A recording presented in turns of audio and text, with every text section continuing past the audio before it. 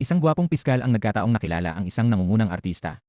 Ang dalawa ay bumuo ng isang kasalang hinangaan ng marami, parang isang kwento sa pelikula. Matapos silang magpakasal, naging napakalapit at puno ng pagmamahalan ang kanilang relasyon. Ngunit sa likod ng perpektong pagsasamang iyon, ay may nakatagong lihim na walang sinuman ang nakakaalam.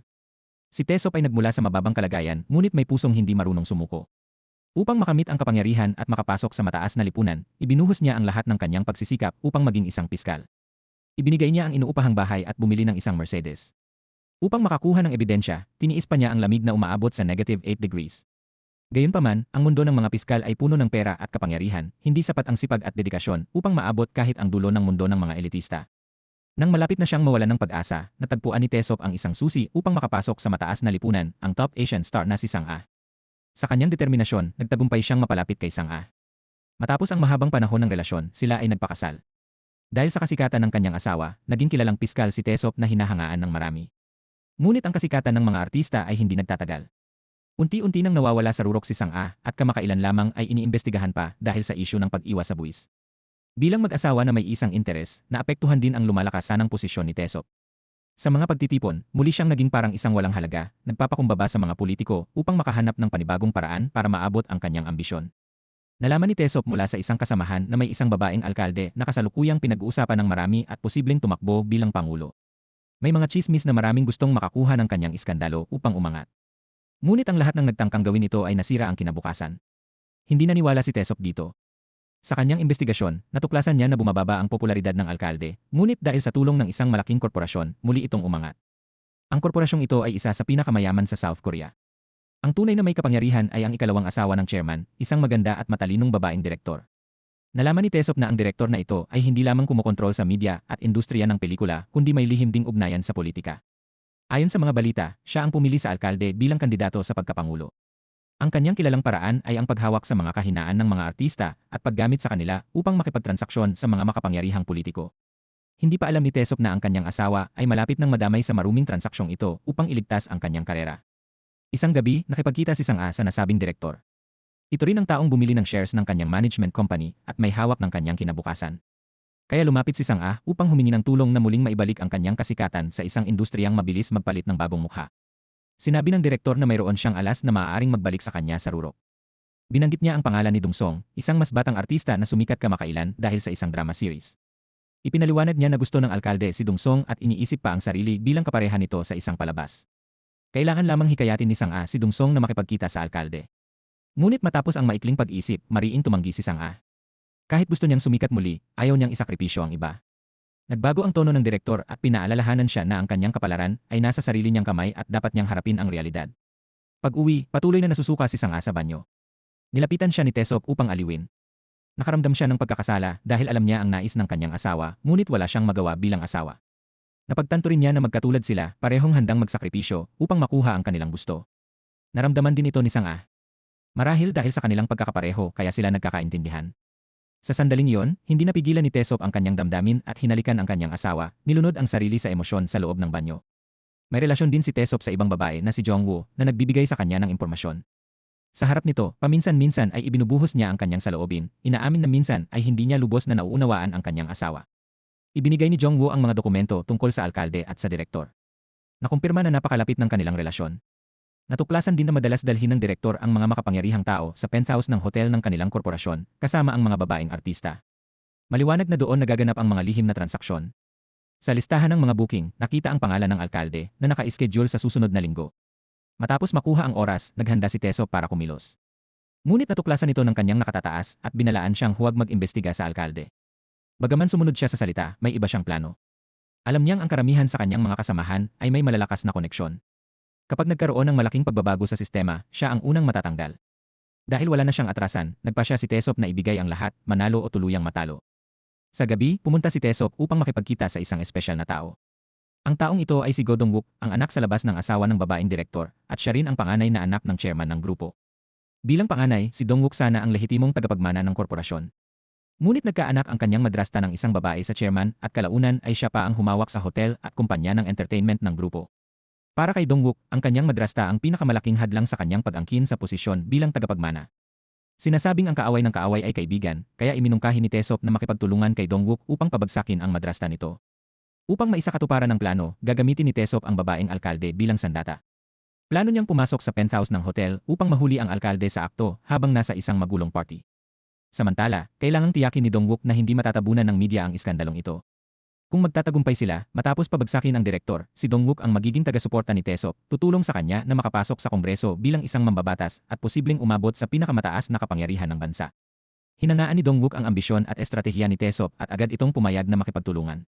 Dumating ang araw ng magulong party. Ang direktor ay abalang tinatanggap ang alkalde habang si Tesop naman ay lihim na nagre-record mula sa malayo. Sa loob ng hotel, ang mga tauhan ni Tesop ay nagkunwaring mga staff at nakakuha ng fingerprint mula sa isang bot ng red wine na ginamit ng empleyado ng hotel. Ginamit ni Jongwoo ang fingerprint upang makapasok sa security room at makuha ang keycard ng kwarto ng alkalde. Matapos makuha ang keycard, agad na isinagawa ni Tesop ang susunod na hakbang. Ngunit sa sandaling iyon, nakita ni Jongwoo na ang asawa ni Tesop na si Sang-ah ay dumating din sa hotel. Noong umagang iyon, mahigpit na inutusan ni Sang-ah ang direktor ng kanyang management company na huwag makipagkasundo sa babaeng direktor tungkol kay Dungsong. Ngunit nalaman niya na dinala pa rin ng direktor si Dungsong sa hotel nang walang pahintulot niya. Nang harapin ni Sang-ah ang direktor, sinabi nito na kung hindi siya susunod, babawiin ng babaeng direktor ang kanilang puhunan. Bukod pa rito, pumayag umano si Dungsong sa lahat. Upang makuha ang pangunahing papel sa isang sikat na drama, handa itong isakripisyo ang sarili. Upang pigilan si Dungsong sa paggawa ng hindi na maibabalik na desisyon, pumunta si Sang-ah sa hotel. Ngunit sa hallway, bigla siyang inatake ng matinding takot at tila nakita ang sarili niya noong nakaraan. Lumabas na dati rin siyang naging biktima ng ganitong uri ng party. Ngayon, habang nakikita niyang papasok si Dungsong sa parehong landas, hindi masukat ang sakit na kanyang nararamdaman. Sa gitna ng kanyang pagkataranta, tumakbo si Sang-ah papasok sa elevator. Ngunit nang bumukas ang pinto, nagkasalubong sila ni Tesop nang hindi man lang nagkakilala.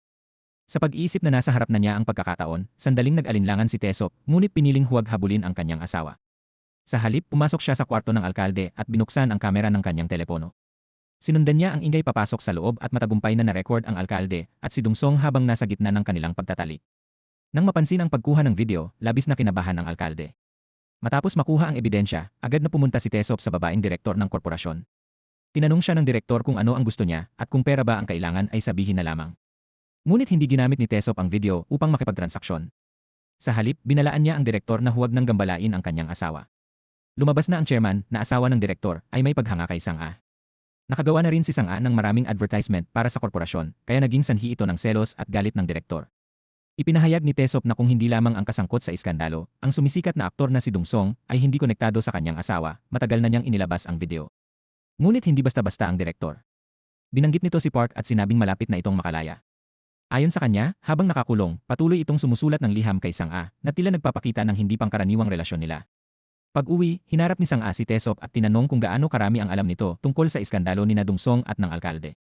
Tapat na sinabi ni Tesop na alam lamang niya ang tungkol sa iligal na transaksyon ng alkalde at hindi niya alam na ang sangkot ay ang junior ng kanyang asawa. Kung nalaman niya iyon ng mas maaga, hindi niya sana pinasok ang kaso. Hiniling ni Sang-ah sa kanyang asawa na itago ang issue. Para sa kanya, hindi lamang ito para sa proteksyon ng junior, kundi para rin sa kaligtasan ng kanyang kumpanya at ng kanyang sariling karera. Alam niyang kapag lumabas ang iskandalo, magkakaproblema ang kumpanya at hindi siya palalampasin ng direktor.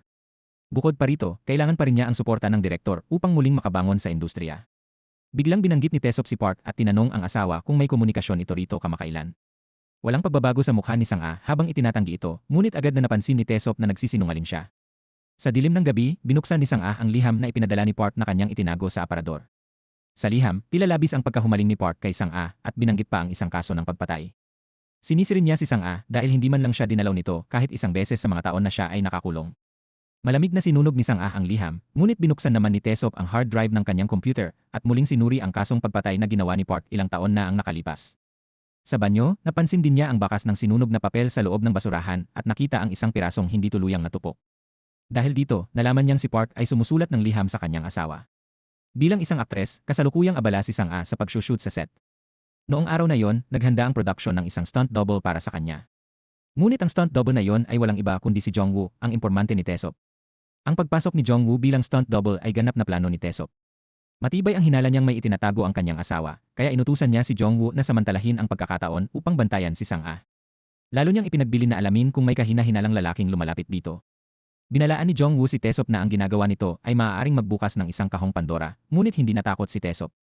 Para sa kanya, darating at darating din ang araw na mabubuksan iyon, kaya mas mabuting siya na mismo ang gumawa nito. Ayon sa utos ni Tesop, ninakaw ni Jongwoo ang cellphone ni Sang-ah pagkatapos ng shooting. Pagkatapos, humingi siya ng tulong sa isang batang hacker upang mag-install ng listening program sa telepono. Hindi nagtagal, isang espesyal na tawag ang dumating sa cellphone ni Sang-a. Ang tumawag ay si Park na nasa kulungan pa rin. Sa tawag, sinabi ni Sang-a na hinihintay niya ang araw ng paglaya ni Park at inaasahan niyang magkikita silang muli. Nang marinig ni Tesop ang usapang iyon, may kakaibang damdaming sumiklab sa kanyang kalooban. Hindi niya gustong niloloko siya at lalong ayaw niyang ang kanyang asawa ay may itinatagong bagay dahil sa ibang lalaki. Sa sandaling iyon, nakatanggap siya ng mensahe mula sa babaeng direktor. Kalakip nito ang isang preview video na may pamagat na tumutukoy kina Sang-a at Tesop bilang mag-asawang natatakot sa isa't isa. Itinuro pa ng cover image ang pinagmulan ng kanilang pagkikita, isang kasong pagpatay. Ginamit iyon ng babaeng direktor upang takutin si Tesop at pilitin siyang manahimik tungkol sa iskandalo ng alkalde. Sinabi nito na kung magiging masunurin lamang ang mag-asawa at hahayaan siyang yurakan sila, tutulungan niya si Sang-a na makabalik sa tuktok ng kasikatan. Sa harap ng pagbabanta ng direktor, nag-atubili si Tesop. Hindi niya malaman kung dapat ba siyang magpasunod sa iba o isakripisyo ang kanyang asawa. Kinabukasan, nagtungo ang babaeng direktor sa isang pribadong hot spring upang maligo. Ngunit biglang dinalhan siya ng kanyang tauhan ng isang video. Isa itong malaking balita na inilabas ni Tesop na nagbubunyag ng pagkakasangkot ng babaeng alkalde sa isang sex for favors na transaksyon. Maliwanag na nakapagpasya na si Tesop.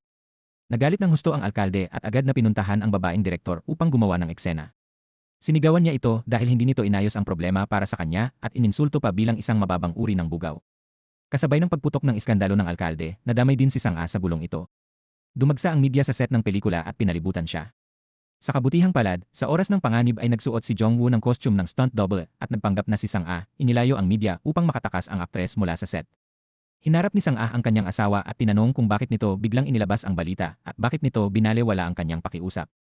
Bilang sagot, inilabas ni Tesop ang piraso ng nasunog na papel na kanyang natagpuan at siya naman ang sumumbat sa asawa dahil sa pagtatago ng katotohanan. Iginiit niyang dahil sa kanya, kaya niya ginawa ang lahat ng iyon. Ipinaliwanag ni Sang-a ang tungkol kay Park. Hindi niya raw nais na madamay ang kanyang asawa at naniniwala siyang kaya niyang kontrolin si Park. Ngunit sumiklab ang matinding pagtatalo ng mag-asawa. Ano man ang mangyari, ayaw ni Tesop na patuloy silang kontrolin at yurakan ng babaeng direktor. Samantala, hindi naman mapatawad ni Sang-a ang makasariling lalaking nasa kanyang harapan. Para sa kanya, ang pamumuhay bilang isang aktres at ang muling pagkuha ng kanyang lugar sa industriya ng aliwan ang pinakapuso ng kanyang buhay. Dahil dito, hindi niya kayang tuluyang kalabanin ang babaeng direktor. Pagkasabi nito, binalaan ni Sang-a ang kanyang asawa na kung gagawa pa ito ng isa pang hakbang, doon na magtatapos ang kanilang relasyon. Humingi ng tawad si Tesop at nangakong gagawin ang lahat upang ayusin ang mga naging bunga ng kanyang ginawa at protektahan ang kanyang asawa hanggat kaya niya. Pagkatapos nito, inayos ni Tesop na magsagawa ng press conference ang sumisikat na aktor na nasangkot sa sex for favors na iskandalo ng alkalde. Inutusan niya ang aktor na basahin ang isang nakahandang pahayag ng paghingi ng tawad sa entablado. Kailangan din nitong magkunwaring umiiyak ng matindi at sadyang idiin na walang kinalaman si Sang-a sa insidente at na ginawa ni Sang-a ang lahat upang pigilan siya. Habang humihingi ng tawad ang aktor, umakyat si Tesop sa entablado at bumulong na kailangan pa nitong umiyak ng mas matindi. Nang matapos ang aktor sa pag-iyak, si Tesop naman ang nagsalita. Nagpakita siya ng mahigpit at matuwid na tindig. Ipinahayag niyang puputulin niya ang maruming ugnayan sa pagitan ng mga mayayamang angkan, ng politika, at ng industriya ng aliwan. Inilantad din niya na minsang binilhan ng bahay ng babaeng alkalde ang isang aktor. Hindi pa siya nakontento roon at inilabas pa niya ang audio recording na nagpapatunay na lihim na pinagtakpan ng hepe ng prosekusyon ang kaso. Lumabas na magkakunsaba ang hepe ng prosekusyon at ang babaeng alkalde, kaya ginamit nito ang kanyang kapangyarihan upang pagtakpan ang alkalde. Ipinahayag ni Tesop na itatama niya ang pagkakamali at magiging isang tunay na piskal na nagpapatupad ng hustisya. Nang makita ng babaeng direktor ang talumpati ni Tesop sa press conference, halos mangitim siya sa galit. Pumunta si Sang-a upang kausapin siya at ipaliwanag na hindi siya kinonsulta ng kanyang asawa bago nito inilabas ang balita. Ngunit hindi na nakinig ang direktor at walang habas na ibinato ang isang itlog sa noo ni Sang-a. Sa puntong iyon, wala na siyang balak makinig sa anumang paliwanag. At ngayon, upang wasakin si Tesop, ipinahayag niyang si Sang-a ang kanyang tutumbukin upang maranasan nito ang pinakamalaking kahihiyan bilang isang artista. Habang si Sang-a ay nilalait at pinapahiya, si Tesop naman ay lalo pang nakilala dahil sa paglalabas ng balitang iyon at naging isang matuwid na piskal sa paningin ng taong bayan. Sa loob lamang ng ilang araw, mabilis na tumaas ang kanyang ratings sa mga survey. Nagsimulang magyabang ang kapatid na babae ni Tesop sa harap ng mga tao at paulit-ulit niyang ipinagmamalaki sa mga customer ng kanilang kainan na si Tesop ang kanyang tunay na kapatid. Naniniwala siyang pagkatapos ng pangyayaring ito, abot kamay na ng kanyang kapatid ang pwesto sa kongreso na matagal na nitong inaasam. Sa oras na yon, tumawag si Jong-woo. Ayon sa utos ni Tesop, pumunta siya sa visiting room ng bilangguan upang magsiyasat at nalaman niya ang petsa ng paglaya ni Park. Bukod doon, ipinaalala rin ni Jong-woo kay Tesop na may nakita siyang pamilyar na mukha roon. Ang taong iyon ay si dating political reporter Choi, na ngayon ay isang vlogger na gumagawa ng mga chismis at expose videos. Mukhang pumunta si reporter Choi upang makipagkita kay Park, at tila hindi lang ito isang beses o dalawang beses nangyari. Nang gabing iyon, nagtungo si Reporter Choi sa mansyon ng babaeng direktor. Ang direktor na ito ang kumokontrol sa industriya ng pelikula, telebisyon, at media ng Korea. Ang mansyong iyon ang mismong lugar kung saan nabubuo ang mga madidilim na lihim ng entertainment industry ng Korea. Doon, lumagda si Reporter Choi sa isang kasunduan sa pagiging kumpidensyal at nakipagplano siyang makipagtulungan sa direktor upang patuloy nilang manipulahin ang mundo ng media. Samantala, binabantayan ni Jong-woo si Sang-ah at natuklasan niyang lumabas ito ng gabing iyon upang makipagkita sa isang tao. Ang taong iyon ay walang iba kundi ang asawa ng babaeng direktor, ang chairman ng korporasyon, na matagal nang may pagnanasa kay Sang-ah bilang bahagi ng kanyang pag-akyat sa kapangyarihan. Desidido nang isugal ni Sang-ah ang lahat. Dahil ang ginawa ni Tae-seop ay tumama sa pinakasensitibong bahagi ng kanyang madrasta, nakipagkita rin ng gabing iyon ang direktor na si Walter, nakakampi ni Tae-seop sa kanya. Ipinakilala siya nito sa ilang mambabatas bilang bahagi ng planong ipasok si Tae-seop sa Kongreso. Ngunit hindi nila inaasahan na naroon din ang babaeng direktor. Sa ilalim ng mesa, palihim niyang ginamit ang kanyang mga paa upang tuksuhin si Tae-seop at senyasan itong lumabas kasama siya. Pagdating nila sa labas, tahasan siyang nagbanta na hindi magtatagal at luluhod din si Tae-seop sa kanyang paanan upang magmakaawa. Nang makita niyang hindi magpapasakop si Tae-seop, hinaplos pa niya ang hita nito gamit ang mapanuksong kamay habang sabay na nagbabanta. Ipinahayag niyang siya rin ang may kagagawa ng balitang may kinalaman sa pag-iwas sa buwis ni Sang-ah noon. Nasaktan si Tae-seop para sa kanyang asawa, ngunit wala itong pakialam. Bago siya umalis, nag-iwan pa siya ng isang pahayag, sisimulan na niya ang isang malaking plano na may kinalaman sa kaso ni Representative Oh. Ipinaalala ni Tae-seop na siya mismo ang humawak sa kasong iyon at walang kinalaman doon ang kanyang asawa.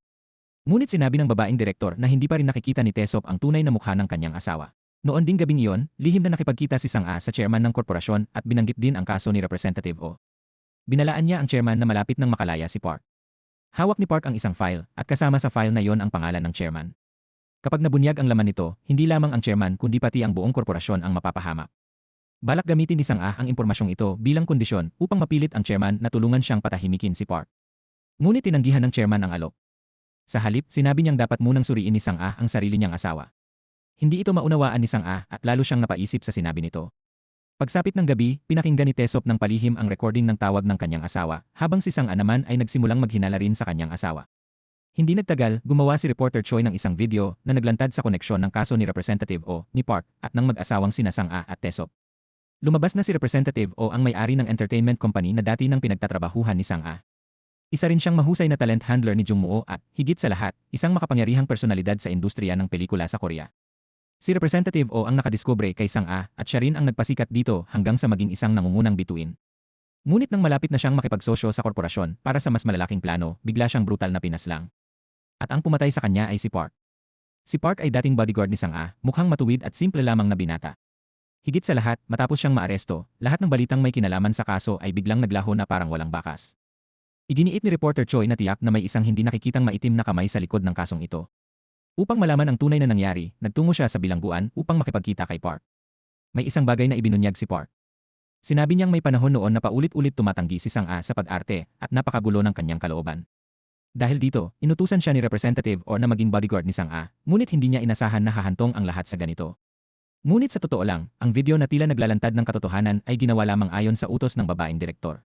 Isang araw matapos may post ang video, nakipagkita si Reporter Choi sa babaeng direktor, habang si Jong-woo, na nagbibigay ng impormasyon kay Tae-seop, ay lihim na nagmamasid sa likuran. Iniulat ni Reporter Choi sa magandang babaeng direktor ang progreso ng kanyang ginagawa. Araw na yon ang araw ng paglaya ni Park sa bilangguan. Susunduin niya ito, kukunin ang isang napakahalagang audio recording mula rito, at imbitahan pa itong lumahok sa susunod niyang video. Inabot ng babaeng direktor kay Reporter Choi ang isang halaga ng pera at sinabing iyon ang appearance fee para kay Park. Ngunit ayon kay Reporter Choi, higit pa sa pera, ang talagang ninanais ni Park ay ang paghihiganti kay Sang-ah. Habang abala si Reporter Choi sa pakikipag-usap sa babaeng direktor, palihim na pumasok sa kanyang sasakyan ang hacker na kaibigan ni Jong-woo upang magkabit ng tracking device. Upang mabigyan ng oras ang kanyang kaibigan, sadyang nagkunwaring nagkamali si Jong-woo at tinapunan ng tubig si Reporter Choi pagkalabas nito. Nang matapos maikabit ang device, agad na itinapon ni Jong-woo ang kanyang pagkukunwari at walang pag-aalinlangang tinawag si Reporter Choi na isang lintang sumisipsip sa dugo ng iba. Direkta rin niyang sinabi na nabubuhay ito sa pamamagitan ng pagsasamantala sa ibang tao at na balang araw ay sasapitin din nito ang masamang wakas. Matapos makumpleto ang unang bahagi ng misyon, nakipag-ugnayan si Jong-woo kay Tae-seop upang iulat ang sitwasyon.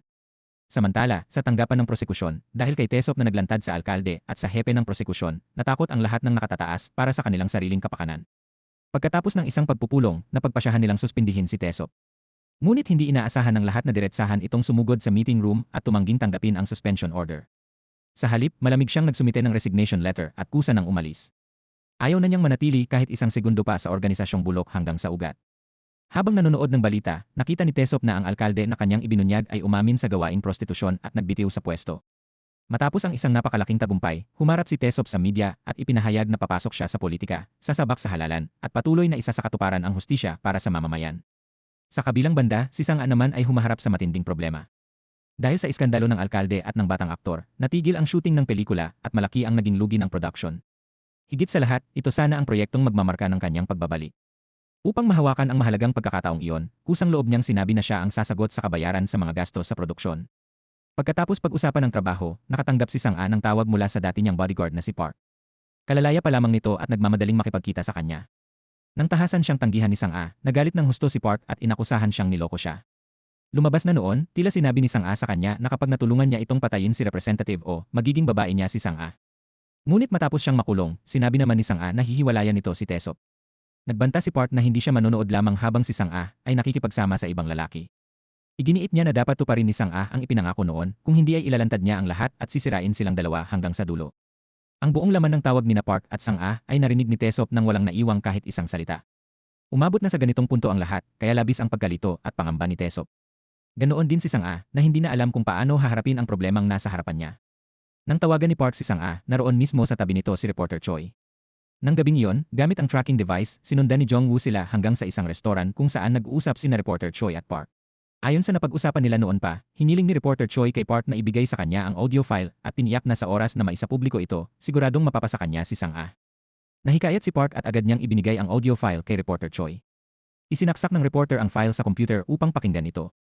At gaya nga ng sinabi ni Park, sa kaso ni Representative O, nangako si Sang-a na magiging babae niya at ibibigay rito ang lahat ng mayroon siya. Ngunit habang nakikinig ang reporter, biglang sumugod si Tesop, inagaw ang USB, at winasak ang computer ng mamamahayag. Tinuruan muna niya ng leksyon ang reporter bago niya kinaladkad si Park papunta sa isang storage room. Hindi kayang tapatan ni Park si Tesop. Malupit siyang binantaan ni Tesop na kapag inilabas nito ang audio recording, sisiguraduhin niyang mabubulok ito sa kulungan habang buhay. Sa gitna ng kaguluhan, nakuha ni Jong-woo ang computer ni Reporter Choi. Doon niya natuklasan ang draft na isinusulat ng mamamahayag na may kaugnayan kina Tesop at Sang-a. Sa draft na yon, nabanggit ang isa pang aktres na si Jisoo. Si Jisoo ay mas batang kasamahan ni Sang-a at malapit sa kanya na parang magkapatid. Sa isang shooting, pinilit si Jisoo na gumawa ng isang matinding sex scene na wala naman sa orihinal na script. Dahil hindi niya yon matanggap, tumakbo siya palabas ng set. Ngunit hindi niya inasahan na si Representative O, na walang awa, ay sa pilitang kinaladkad siya pabalik upang ipagpatuloy ang shooting. Noong oras na yon, si Sang-a ang tumindig upang protektahan ang nakababatang aktres. Tinulungan niyang makatayo si Jisoo at ipinahayag na hindi na ito lalahok sa pelikulang iyon at siya na ang sasagot sa bayad sa paglabag sa kontrata. Matapos ang pangyayaring iyon, nagtapat si Jisoo kay Sang-a. Lubos siyang nagpapasalamat sa tulong ni Sang-a, ngunit nag-aalala rin siya na kung patuloy siyang lalaban, ipapaban siya ni Representative O at tuluyang mawawala ang kanyang karera. Dahil sa pangarap niyang maging aktres, naisip ni Jisoo na tiisin na lamang at tapusin ang natitirang bahagi ng shooting. Ngunit hindi niya alam na ang tapang na inipon niya para sa kanyang pangarap ang magdadala sa kanya sa bingit ng kamatayan. Nang gabing iyon, nakipagkita si Jisoo kay Representative O upang muling pag-usapan ang shooting. Ngunit sa halip, ipinakilala siya ni Representative O sa chairman ng korporasyon at sa hepe ng prosekusyon. Malinaw na balak ni Representative O na gamitin si Jisoo sa isang sex for favors na transaksyon upang kumita ng pera. Pagkatapos ng pangyayaring iyon, biglang nagbago ang buhay ni Sang-a. Isang gabi, palihim siyang pumasok sa kwarto ni Representative O at sinaksak ito ng kutsilyo na naging sanhi ng pagkakasugat nito. Sa gitna ng matinding pagkalito, biglang may kumatok sa labas ng pinto. 5 taon na ang nakalipas, noong trainee prosecutor pa lamang si Tesop, sinamahan niya ang hepe ng prosekusyon sa isang villa. Doon niya nakita na kabilang sa mga dinala sa villa si Jisoo, ang aktres. Akala ni Jisoo ay pupunta siya roon para sa isang shooting, ngunit pagdating niya ay sa kanya lamang nalaman na nais siya ni Representative O na pagsilbihan bilang escort para sa chairman ng korporasyon at sa hepe ng prosekusyon. Sa sobrang takot, tumakbo palabas si Jisoo. Nang makita ni Tesop na inaapi siya, likas siyang kumilos upang tulungan ito kahit hindi niya lubos na alam ang buong nangyayari. Nakalulungkot, sa pilitan pa rin kinaladkad si Jisoo pabalik ng mga gwardiya. Nang makita mismo ni Tesop na naroon ang chairman at ang hepe ng prosekusyon, sa kanya tuluyang naunawaan kung ano ang nangyayari. Gayunman, upang maprotektahan ang sarili, pinili niyang huwag pansinin ang paghingi ng tulong ni Jisoo. Ang gabing iyon ang naging simula ng lahat. Matapos siyang malapastangan sa gabing iyon ng pakikipag-inuman at pagsisilbi sa mga makapangyarihan, gumawa si Jisoo ng isang matinding desisyon. Bilang matalik na kaibigan ni Jisoo, tuluyang bumagsak ang kalooban ni Sang-a. Habang binabalikan niya ang mga lumang mensahe nila ni Jisoo, tahimik siyang lumuha. Noong panahong iyon, dahil napakasama ng kalagayan ni Sang-a at tumatanggi siyang umarte, ipinadala ni Representative O si Park upang maging bodyguard niya. Siyempre, ang tunay na layunin ng trabahong iyon ay upang bantayan si Sang-a. Noon pa man, baliw na si Park kay Sang-a, kaya para sa kanya, ang maging bodyguard nito at manatili sa tabi nito ay parang isang pangarap na natupad. Sa ilalim ng pagbabantay at proteksyon ni Park, pumunta si Sang-a sa libing ni Jisoo. Doon din unang nagkasalubong si Taesop at ang sikat na aktres na si Sang-a. Lubog si Sang-a sa matinding lungkot at galit. Sa harap ng lahat, direkta niyang inakusahan si Representative O bilang mamamatay tao. Halos mawalan siya ng katinuan, itinumba ang mesa, at iginiit na magpaliwanag ito ng malinaw.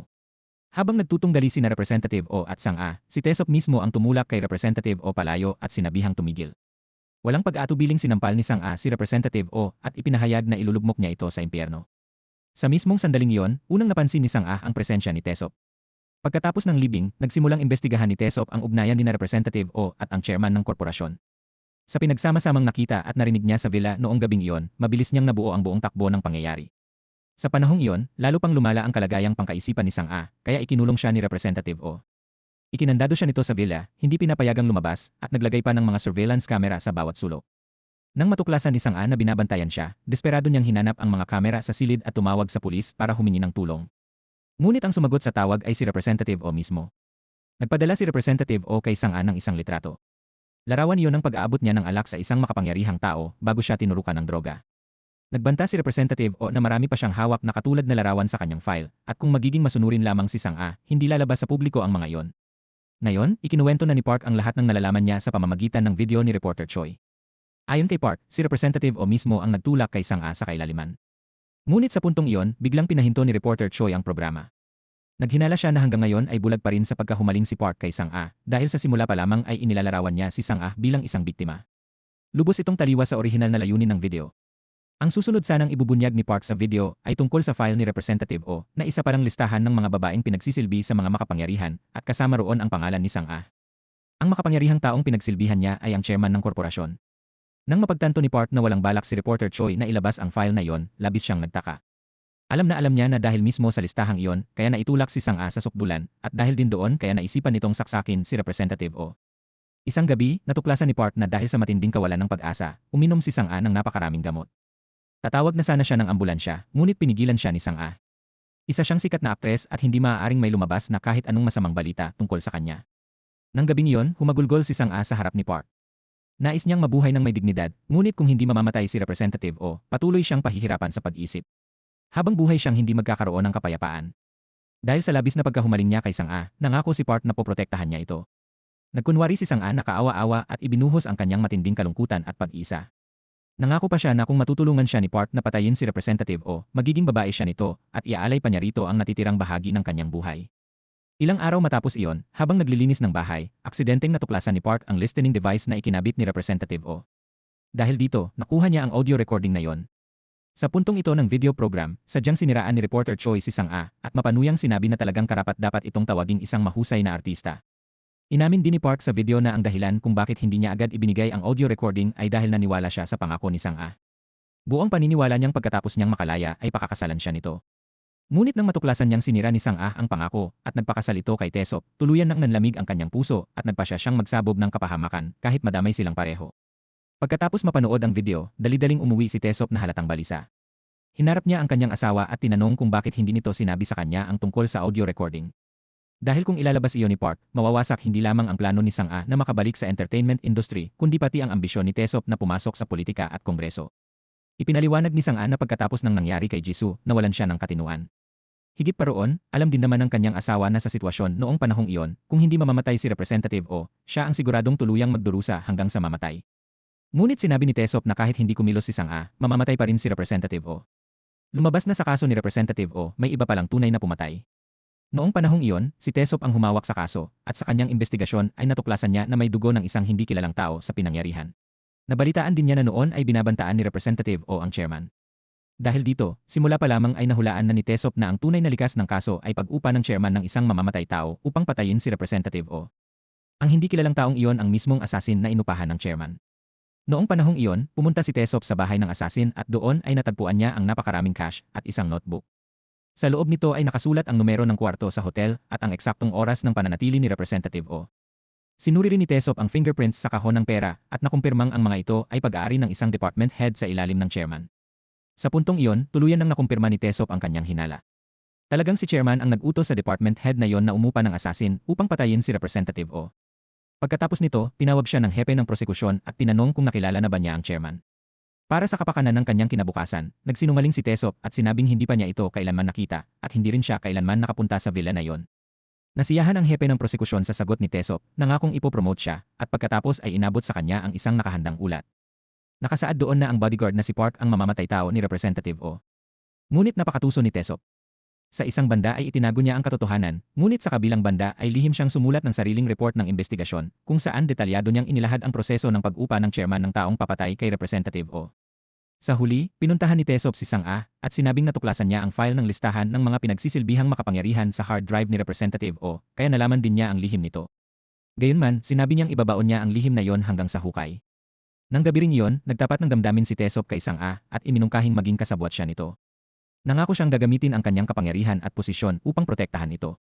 Naniniwala siyang kung magtutulungan silang dalawa, matutupad nila ang kani-kanilang mga ambisyon. Tinanggap ni Sang-a ang alok na yon. Para rin sa nakababatang aktres na nagsakripisyo, kailangan niyang panghawakan ang kanyang pwesto at ningning bilang isang top actress. Matapos nilang buuin ang kasunduan para sa habambuhay na pagtutulungan, itinago ni Tesop ang katotohanan sa kaso at ginawang scapegoat si Park. Noong maaresto si Park, ang kanyang ina ay humagulgol sa harap ng pinto. Ngunit sa sandaling iyon, nakita ni Park si Sang-a na nakatayo sa tabi ng kanyang ina. Gamit lamang ang galaw ng labi, binantaan siya ni Sang-a na manahimik.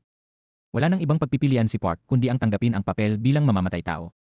Nang marinig ni Sang-a mismo ang katotohanan mula sa bibig ng kanyang asawa, sinisi niya ito dahil itinago nito ang lahat sa kanya. Sa loob ng mahabang panahon, nabuhay siyang may matinding guilt dahil inakala niyang siya ang nagtulak kay Park na pumatay. Kung nalaman lamang niya ng mas maaga na hindi si Park ang tunay na mamamatay tao, hindi sana siya nagpakasal kay Tesop sa isang kasalang puno ng kalkulasyon. Ngunit ibinaling ni Tesop ang sisi sa kanyang asawa. Inamin niyang matagal na niyang gustong umangat sa buhay, pero sinabi rin niya na kung hindi si Sang-a ang unang nag-udyok sa pagpatay, hindi sana hahantong sa ganitong sitwasyon ang lahat. Dahil sa mga salitang iyon, labis na nasaktan at nadurog ang kalooban ni Sang-a. Nang gabi ring iyon, nagmaneho si Sang-a palabas habang punong-puno ng desperasyon. Sa gitna ng kanyang pagkahilo at pagkalito, tila nakita niyang punong-puno ang mga kalye at eskinita ng malalaking poster na nag-aakusa sa kanya sa pagpatay kay Representative O. Matapos marinig mula mismo sa kanyang asawa ang buong katotohanan tungkol sa pagkamatay ni Representative O, tuluyan ng gumuho ang kanyang pag-isip at sumugod siya sa kalsada. Nakatanggap si Jong-woo ng utos mula kay Tesop na sundan at protektahan si Sang-a. Ngunit sa halip na simpleng sumunod lamang kay Tesop, may iba pala siyang damdamin para sa aktres na ito. Naalala ni Jong-woo ang mga pangyayari maraming taon na ang nakalipas. Noon, siya at ang kanyang ina ay binugbog ng mga loan shark na naniningil ng utang. Nang tuluyan na silang maitulak sa sukdulan, pinili ng kanyang ina na wakasan ang sariling buhay. Upang ipaghiganti ang kanyang ina, mag-isa niyang dinala ang isang kutsilyo at sumugod sa pasugalan, kung saan pinatay niya ang pinagkakautangan sa harap ng maraming tao. Ang prosecutor na humawak noon sa kaso ng pagpatay ni Jong-woo ay si Tesop. Mula pa lamang noon, napansin na ni Tesop na may kakaibang aura ng pagiging desperado at walang takot si Jong-woo.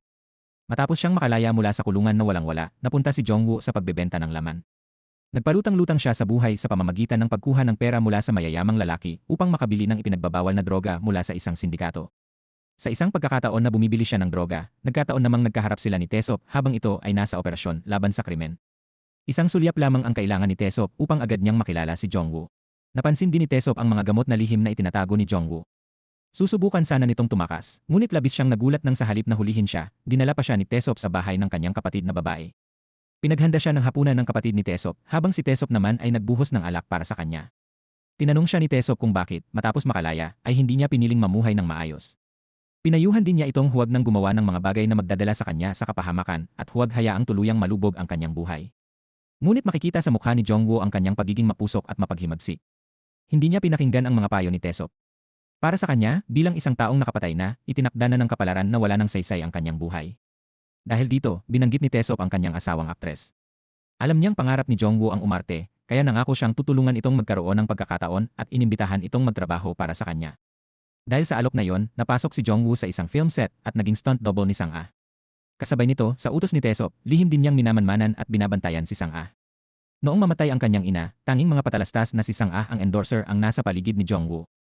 Sa harap niya ay mga pelikulang pinagbibidahan ni Sang-a at sa lansangan ay malalaking billboard na may mukha nito. Noon, inakala ni Jong-woo na ang isang taong tulad ni Sang-a, na napakaliwanag ng karera, ay tiyak na nabubuhay sa isang perpektong mundo. Ngunit sa pamamagitan ng pakikinig niya ng palihim, napagtanto niyang hindi ganoon ang realidad. Madalas mag-away si Sang-a at ang kanyang asawa, hirap na hirap itong itaguyod ang kanyang karera, at palaging nabubuhay sa takot dahil sa pagkakasangkot sa isang kaso ng pagpatay. Napagtanto ni Jong-woo na ang buhay ni Sang-a ay katulad lamang ng sa kanya, parehong tila nahuhulog sa kailaliman. Dahil sa damdaming iyon, sa sandaling iyon ay inabot ni Jongwoo ang kanyang kamay kay Sang-a, na tulad niya ay naliligaw at walang magawa. Sa loob ng sasakyan, tinanong ni Sang-a kung bakit bigla itong nagpakita. Tahimik lamang si Jongwoo. Sa sandaling iyon, tumawag si Taesop. Nang makita ang pangalan sa screen, agad na napagtanto ni Sang-a ang lihim na koneksyon ni Jongwoo at ng kanyang asawa. Ngunit hindi inaasahan, itinapon ni Jongwoo ang telepono at nagpasya na sabihin kay Sang-a ang buong katotohanan. Nang gabing iyon, dinala niya si Sang-a sa kanyang bahay at inamin ang lahat na siya ay inutusan ni Taesop na maniktik. Tinanong ni Sang-a kung ano ang naramdaman nito habang pinakikinggan siya. Sumagot si Jongwoo na lubos siyang nag-aalala at tunay na umaasang makalaya si Sang-a mula sa impyernong kinalalagyan nito. Napansin ni Sang-a ang mga peklat sa pulso ni Jongwoo at nakita rin ang mga larawan nila ni Jisoo na nakadikit sa dingding ng bahay nito. Malinaw na bunga iyon ng matagal nitong pagmamanman. Tinanong ni Sang-a kung hindi ito natatakot dahil iniisip ng lahat na siya ay isang mamamatay tao. Sumagot si Jongwoo na ang nakikita lamang niya ay isang taong kaawa-awa. Yumuko si Sang-a. Tama nga, pareho silang mga taong kaawa-awa na walang kakayahang kontrolin ang sariling kapalaran. Samantala, dumating si Taesop sa labas ng bahay ni Jongwoo. Nahulaan niyang naroon ang kanyang asawa. Ngunit sa pagkakataong iyon, nagpasya si Jongwoo na suwayin siya at hindi ibigay si Sang-a.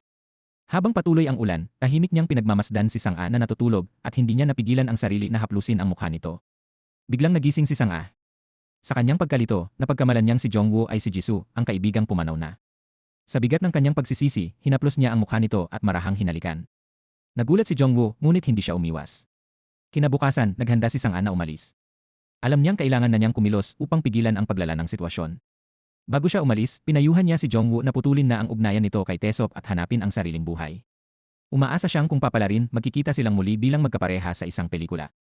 Samantala, si reporter Choi ay abala sa pagbibida matapos ang kanyang livestream na naglantad sa mga lihim ni Sang-a at Taesop. Ipininta niya ang sarili bilang isang nag-iisang mandirigma para sa katarungan at ipinahayag na ilalantad niya ang bruha sa harap ng publiko. Matapos ang panayam, tumawag siya sa taong nasa likod ng lahat upang magulat. Plano niyang hikayatin si Park na ilabas ang audio recording. Ang direktor naman ay tuwang-tuwa at inutusan siyang palakihin pa ang iskandalo upang tuluyang maipit ang mag-asawa. Tulad ng inaasahan, ang livestream ni na reporter Choi at Park ay tuluyang naglagay kina Sang-a at Taesop sa sentro ng bagyo. Dahil sa hinalang tinatakpan ni Taesop ang krimen ng kanyang asawa, nahadlangan ang kanyang landas sa politika. Ipinahiwatig pa ng mga nakatataas sa partido na dapat siyang umatras sa halalan. Ngunit hindi sumuko si Taesop. Buong loob niyang ipinahayag na hawak niya ang panalo at babaliktarin niya ang sitwasyon. Gabi na nang makipagkita si Taesop kay Director Jongwook, ang panganay na anak ng pamilyang Usi at dati niyang kasosyo. Noong una, balak siyang baliwalain ni Director Jongwook dahil iniisip nitong wala na itong kakayahang makabangon. Ngunit agad na naglatag ng alas si Taesop at ibinunyag na may hawak pa siyang isang napakalakas na baraha, isang ebidensyang direktang may kinalaman sa chairman. Nagbanta si Taesop na kung may mangyari sa kanya, ilalabas niya ang lahat at hihilahin pati ang chairman pabagsak. Araw ng kaarawan ng chairman noon. Upang mapalugod ang kanyang makapangyarihang asawa, sinigurado ng babaeng direktor na maayos at inosente ang itsura ng kanilang anak na babae upang pukawin ang protektibong damdamin ng chairman. Sa party, maayos na kumanta ang anak para sa ama na ikinatuwa ng lahat. Labis ang kasiyahan ng direktor, habang si Director Jongwook, na walang anak at may ambisyong maagawang mana, ay halatang nagingit-ngit sa loob. Sa kalagitnaan ng handaan, hinarap ni Director Jongwook ang babaeng direktor at ipinahiwatig na alam nito ang katotohanan na ang pagpatay kay Representative O ay may kinalaman sa kanya. Noong una ay itinanggi ito ng babae, ngunit nang banggitin ni Director Jongwook ang nakaraan, napilitan siyang tumahimik. Noon, matapos lokohin ng chairman si Representative O sa negosyo, ginamit ni O ang kahinaan ng chairman upang mang-blackmail, kaya siya pinatahimik at pinatay. Kung may hawak na alas si Taesop, malinaw kung sino ang tunay na nag-utos ng pagpatay. Nang mapagtanto ng babaeng direktor na ang sarili niyang asawa ang tunay na may sala, namutla siya. Napagtanto niyang siya mismo ang naglagay sa sarili sa panganib. Kasabay nito, nakipagkita si Taesop sa chairman at ipinakita ang matibay na ebidensya na nagpapatunay na siya ang nag-utos ng pagpatay. Walang takot na nagbanta si Taesop, handa siyang bumagsak, ngunit tiyak na hindi gugustuhin ng chairman na makilala ang kanyang anak bilang anak ng isang mamamatay tao. Idinagdag pa niya na ang lahat ng iskandalo laban sa kanya at kay Sang-a ay gawa mismo ng asawa ng chairman. Kung aayusin ng chairman ang kaguluhan, mananatiling lihim ang ebidensyang hawak niya. Halos mawalan ng hininga ang chairman sa galit. Agad na dumating ang babaeng direktor at natagpuang nawala ng kontrol ang asawa. Pinilit niyang alagaan ito at linisin ang kalat dahil hindi maaaring malaman ng iba ang kalagayan ng chairman habang hindi pa niya nakukuha ang buong kapangyarihan at yaman ng korporasyon. Pagkatapos, muling nagkunwari ang direktor at nag-alaga sa chairman. Pagmulat ng mata nito, mahigpit nitong hinawakan ang asawa at inutusan itong ayusin ang problemang kanyang nilikha. Wala nang ibang magawa ang direktor kundi tawagan si reporter Choi at ipatigil muna ang lahat ng plano. Ipinaalam ni Choi kay Park na pansamantalang hindi ilalabas ang audio file. Sa likuran, narinig ng hacker ni Jongwoo ang plano at nalaman ang pagbawi sa operasyon. Samantala, galit na galit si Park at nanumpang hindi niya palalampasin si Sang-a, ang babaeng sumira sa kanyang buhay. Sa oras ding iyon, pumunta si Sang-a sa bahay ni Park. Nang makita niyang namumulot ng karton ang ina nito, tumulong siya at ipinakilala ang sarili. Pagkatapos, ginamit niya ang kanyang husay sa pag-arte, umiyak ng todo, lumuhod, at humingi ng tawad ng walang pakialam sa kanyang imahe. Nang dumating si Park, humarap siya rito at nagpakitang muli ng kahinaan, umaasang mapapatawad siya. Sa sandaling iyon, tila natigilan si Park sa awa. Ngunit agad itong nagbago ng direkta siyang tanungin ni Sang-a kung maaari bang huwag ilabas ang audio file. Natauhan si Park at napagtanto na ginagamit lamang siya. Napuno ng galit si Park at sumigaw na hindi niya hahayaang makatakas si Sang-a. Nanumpa siyang hihilahin niya ito pababa sa impyerno kasama niya. Nang makita ni Sang-a na nabunyag na ang kanyang tunay na pakay, tuluyan na niyang inalis ang kanyang kaawa-awang anyo. Tumigas ang kanyang mukha at naging mabangis ang kanyang ekspresyon. Hinamon niya si Park na kung kaya nito, sumugod lang ito dahil hindi siya natatakot na sabay silang mapahamak. Hindi pa roon nagtapos si Sang-a, inisulto pa niya ang pagiging inosente ni Park at kinutya ang ilusyon nitong maaari silang magkaroon ng magandang wakas. Dahil dito, tuluyang nawalan ng kontrol si Park. Lalong nagliyab ang galit nito at marahas nitong sinunggaban si Sang-a, sumisigaw na papatayin niya ito roon mismo. Sa labas, nang makita ng mga tao ang kaguluhan, agad silang naglabas ng kanilang mga cellphone upang mag-video at kumuha ng litrato. Nang mapansin ng manager ang sitwasyon, mabilis itong sumugod upang hilahin si Park palayo. Ngunit nang makita ni Park na hindi na maaayos ang sitwasyon, dali-dali siyang tumakas mula sa lugar, tangan ang kutsilyo at halatang nagpanik. Sa kabilang banda, nakita ni Taesop ang video na inupload ng mga dumaraan at agad siyang nabalisa sa pag-aalala para sa kanyang asawa. Paulit-ulit siyang tumawag, ngunit matigas na hindi sumasagot si Sang-a. Dahil dito, nakipagkita siya kay Jongwoo upang alamin ang kinaroroonan ni Sang-a at tanungin kung magkasama ba sila noong nakaraang gabi. Mariing binalaan ni Taesop si Jongwoo na ang trabaho nito ay magmasid at magbantay lamang at lumampas na ito sa hangganan sa ginawa nito. Ngunit nanatiling kalmado si Jongwoo na tila walang kinatatakutan. Naniniwala siyang ito na ang tamang pagkakataon upang tulungan si Taesop na alisin si Park. Ngunit hindi nagpatinag si Taesop. Malamig niya itong pinutol at inutusang hanggang dito na lamang ang lahat. Sinabi pa niyang huwag na itong lalapit muli sa kanilang mag-asawa. Matapos ituring si Jongwoo na parang isang piyesa lamang at itapon, muli namang nakipag-ugnayan si Taesop kay Director Jongwook. Ngunit nagbago na ang sitwasyon. Dahil sa matinding shock mula sa banta ni Taesop, biglang na-stroke ang chairman noong nakaraang araw at ngayon ay walang malay sa ospital. May iniwan itong testamento na nagsasabing sinumang maglalabas ng lihim ng korporasyon at sisira sa reputasyon nito ay agad na mawawalan ng lahat ng shares at karapatang magmana. Dahil sa eskandalong ipinakalat ng babaeng direktor laban kina Sang-a at Taesop, muntik nang mabunyag ang lihim ng chairman tungkol sa pag-upa ng asasin. Ayon sa testamento, mawawala sa direktor ang karapatan sa mana. Labis itong ikinatuwa ni Director Jongwook dahil kung magpapatuloy ang sitwasyon, tiyak na siya ang hahawak sa buong korporasyon. Upang patatagin pa ang kanyang posisyon, balak niyang palakihin ang iskandalo ni Taesop at Sang-a upang hadlangan ang madrasta niyang makuha ang mana. Nang marinig ito ni Taesop, naggitngit siya sa galit. Hindi niya akalaing hahantong sa ganito ang lahat. Matapos ang livestream na nagbunyag ng iskandalo, nanganganib na ang kanyang kandidatura sa politika. Ngayon, kapwa nakasalalay ang kanyang karera at ang pagbabalik ni Sang-a sa pag-arte sa audio recording na hawak ni Park. Kapag nailabas iyon, muling bubuksan ang kaso ni Representative O at tuluyan ng masisira ang kanilang buhay. Ipinaalam ni Park na magla-livestream siya alas 8 ng gabi upang ilabas ang recording kung saan inuudyukan ni Sang-a ang pagpatay, pati na rin ang listahan ng mga kliyenteng sangkot sa iligal na gawain. Sa wakas ay tinawagan din ni Sang-a si Taesop. Malungkot ang kanyang boses at sinabi niyang tila ito na ang kapalit ng lahat ng kanilang ginawa. Ngunit hindi pa rin sumuko si Taesop. Ipinahayag niyang kahit kailanganin pa niyang patayin si Park, pipigilan niya ang lahat. Hiniling din niyang gumawa ng paraan si Sang-a dahil ang livestream na iyon ang magtatakda ng kanilang kapalaran. Samantala, si Jongwoo at ang kanyang hacker na kasama ay dinukot si Reporter Choi. Hinalughog ng hacker ang computer nito ngunit walang nahanap na backup ng audio file. Dahil dito, pinilit ni Jongwoo si Choi na sabihin kung saan nagtatago si Park. Matapos pakawalan, sinubukan ni Choi na kumbinsihin si Park na huwag nang ituloy ang livestream dahil ito ang utos ng direktor na nais munang pakalmahin ang sitwasyon upang mapanatili ang kanyang tsansang magmana. Ngunit bulag na si Park sa galit. Desidido siyang ilabas ang lahat kahit pa masira silang lahat. Habang hinahanap ng hacker ang lokasyon nito, nakatanggap si Jongwoo ng tawag at agad na nagtungo sa isang hotel. Doon niya natagpuan si Sang-a na nakahiga sa bathtub at tila nagtangkang wakasan ang kanyang buhay. Sa tabi nito ay may iniwang liham para sa kanya. Matapos maisugod si Sang-a sa ospital, binasa ni Jongwoo ang sulat. Puno iyon ng pasasalamat sa pagdamay at pananatili sa tabi niya sa pinakamadilim na sandali. Habang isinasagawa ang emergency treatment at papalapit ang oras ng livestream, inutusan ng direktor si Reporter Choi na gawin ang lahat upang pigilan si Park. Kasabay nito, palihim namang nakapasok si Jongwoo sa motel kung saan nagtatago si Park. Papalapit na ang countdown ng livestream at halos ang buong bansa ay nakatutok sa kanilang mga screen. Ngunit nang magsimula ang livestream, itim lamang ang screen. Nang masilip ng mabuti, natuklasang patay na si Park sa loob ng bathtub. Kasabay ng balitang iyon, dumating si Taesop sa ospital kung saan inooperahan si Sang-a, punong-puno ng pag-aalala. Habang siya ay nasa labas ng operating room, sabay ring ibinalita sa telebisyon ang pagkamatay ni Park. Ang sabay na pagdating ng mabuting balita at masamang balita ay lalong gumulo sa kanyang isipan. Sa kabutihang palad, naging matagumpay ang operasyon ni Sang-a.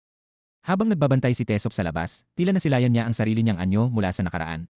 Naalala ni Tesop ang araw na isinugod din sa emergency room ang kanyang ama dahil sa aksidente sa pabrika. Sa pagharap niya sa sarili niyang nakaraan, napagtanto niyang ang batang lalaki na minsang punong-puno ng pagnanais na makamit ang hustisya para sa kanyang ama ay wala na ngayon.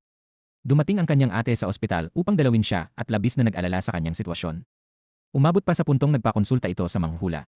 Ayon sa hula, 3 malalaking pagsubok ang darating sa kanyang buhay dahil sa kanyang asawa at kung hindi siya makikipaghiwalay, mas matindi pa ang unos na darating. Alam ng kanyang ate na hindi siya makikinig kaya't napaupo na lamang ito at umiyak, pinaalalahanan siyang alagaan ang sarili. Dahil sa pagkamatay ni Park, pansamantalang humupa ang krisis. Samantala, upang makuha ang karapatan sa mana, nakahanap na ang direktor ng kandidatong susuportahan sa pagkapangulo. Papalapit na ang halalan at iniutos ng direktor sa mga doktor na panatilihing buhay ang chairman hanggang matapos ang eleksyon. Nagising si Sang-a at binasa ang balita tungkol sa pagkamatay ni Park. Napansin niyang unti-unti nang nagbabago ang opinyon ng publiko, may mga nagsisimula ng maawa at kumampi sa kanya.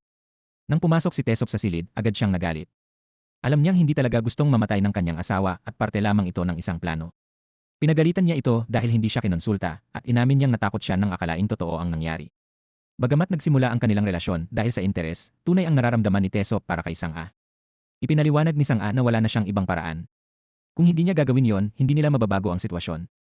Dahil sa ginawa ng kanyang asawa, labis na natakot si Tesop at humingi siya ng tawad. Inamin niyang hindi lang ambisyon ang nagtulak sa kanya, kundi ang pagnanais na protektahan si Sang-a, ngunit mali ang naging paraan niya. Matapos ang lahat, muling nagyakap ang dalawa. Inalo ni Tesop si Sang-a at sinabi na kahit paano ay nagawa nilang maiwasan ang pinakamasamang kahihinatnan. Ngayon, nagpasya silang samantalahin ang pagkakataon at sabay na umakyat sa tuktok ng kapangyarihan at kasikatan. Upang maisakatuparan ito, binaligtad nila ang opinyon ng publiko. Sa tulong ni Tesop, nagsagawa ng press conference si Sang-a. Nagpanggap siyang isang kaawa-awang biktima at nagkwento ng maraming kasinungalingan, iginiit na parang pamilya ang turingan nila ni Park. Sinabi niyang nais niyang linisin ang kanyang pangalan at itama ang mga maling paratang mula sa livestream. Nagsalita rin si Tesop, muling ipininta ang sarili bilang isang matuwid na piskal. Iginiit niyang hindi kailanman sila sangkot sa pag-uudyok ng pagpatay at humingi ng suporta mula sa publiko. Agad namang umubra ang kanilang plano, nagbago ang opinyon ng masa at dumami ang sumuporta sa kanila. Samantala, patuloy pa ring iniimbestigahan ng pulisya ang pagkamatay ni Park. Napansin nilang walang naitalang footage ang CCTV sa motel na tila sinadyang burahin. Nagsimulang maghinala si Tesop, ngunit nanatili siyang tikom sa harap ng mga otoridad. Sa harap ng media, lalo pa niyang pinrotektahan ang kanyang asawa. Dahil sa pagbabagong ito, formal na sumali si Tesop sa partido at naging ikalawang kandidato. Nagsimula siyang mangampanya, ngunit malakas ang kanyang kalaban at mas mataas ang suporta nito sa mga survey. Ayon sa kanyang campaign team, ang pinakamalaking kulang niya ay pondo. Kumalat ang balitang pinipigilan ng babaeng direktor ang mga negosyante na magbigay ng suporta kay Tesop. Samantala, si Sang-a ay nagsikap na makabalik sa industriya ngunit naharap sa maraming hadlang. Nakakuha siya ng script para sa pelikulang 4 na panahon at nais siyang gawing bida ng direktor. Bagamat may mga sensitibong eksena, handa siyang tanggapin yon dahil alam niyang kailangan niya ng malaking pagbabalik. Ngunit biglang nagbago ang lahat ng hilingin ng kumpanya ng produksyon na palitan siya kung hindi ay babawiin nila ang pondo. Ang kumpanyang iyon ay konektado sa pamilya ng chairman at ang nasa likod nito ay ang babaeng direktor. Dahil dito, lalong nainis si Sang-a at ibinahagi ang sama ng loob sa kanyang asawa. Ngayon, iisa na ang kanilang kalaban. Sa gitna ng kawalan ng pag-asa, iminungkahi ni Sang-a na humanap si Tesop ng kumpanyang may alitan sa babaeng direktor upang humingi ng pondo. Sa kanyang pagsisiyasat, natuklasan ni Tesop na ang dating asawa ng direktor ay matagumpay na ngayon sa negosyo. Kinabukasan, nakipagkita si Tesop sa lalaking iyon sa isang yate. Interesado ang lalaki kay Tesop dahil sa kakayahan at ambisyon nito, ngunit nagtanong kung bakit siya dapat mag-invest sa kanya. Bigla nitong binanggit si Sang-a at tinanong ang tungkol dito. Lumabas na si Sang-a ang unang minahal ng lalaki at nag-alok itong magbigay ng pondo kapalit ng isang gabi kasama siya. Nag-init ang ulo ni Tesop at sinuntok ang lalaki. Ngunit agad siyang pinagtulungan ng mga tauhan nito at dinala sa banyo kung saan inilubog ang kanyang ulo sa malamig na tubig. Sa gitna ng matinding pagkadurog, paulit-ulit na sinampal ni Tesop ang sarili upang pilitin ang sariling magising at mag-isip ng malinaw. Upang mapasaya ang mayamang negosyante, bumalik siya sa yate at nagsinungaling, sinabing hindi pa niya kailanman nakasiping ang kanyang asawa. Pagkatapos, umakyat siya sa entablado, hinubad ang kanyang damit at sinturon at nagpakita ng parang baliw na pag-ugali para lamang mapatawa at mapasaya ang lalaki. Samantala, si Sang-a ay desperadong naghahanap ng paraan upang mabawi ang kanyang sitwasyon. Isang araw, nalaman niyang matapos makipagpulong sa direktor, nagpa siya ang babaeng direktor na muling pag-isipan ang pagbibigay sa kanya ng pangunahing papel. Inatasan pa siya ng production company na personal na makipagkita sa direktor. Alam na alam ni Sang-a na ginagawa lamang iyon ng direktor upang ipahiya siya at pilitin siyang magpakumbaba. Sa una, ayaw na ayaw pumayag ni Sang-a, ngunit pinayuhan siya ng kanyang manager na magtiis muna. Kung mawawala ang pagkakataong iyon, malamang na tuluyan na siyang mawawala sa industriya at kung sakaling makabalik man, maliliit na papel na lamang ang makukuha niya.